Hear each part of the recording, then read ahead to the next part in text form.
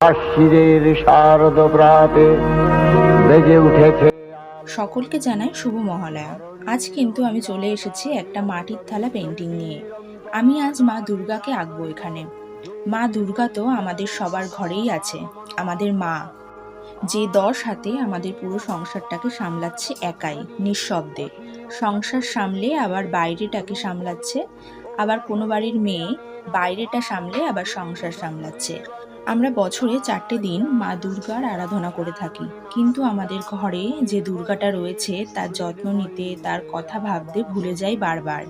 তাই আমার মনে হয় আমাদের সব মেয়েদের সব জায়গায় সমান মর্যাদা দেওয়া উচিত, সমান সম্মান দেওয়া উচিত। তাহলেই তো আসল দেবীর আরাধনাটা হবে। কেমন লাগলো আমার এই মাটির প্লেটটা কমেন্ট করে জানাতে কিন্তু ভুলো না। ভালো লাগলে একটা লাইক করে দিও, আর অবশ্যই কিন্তু সাবস্ক্রাইব করতে ভুলো না। টাটা।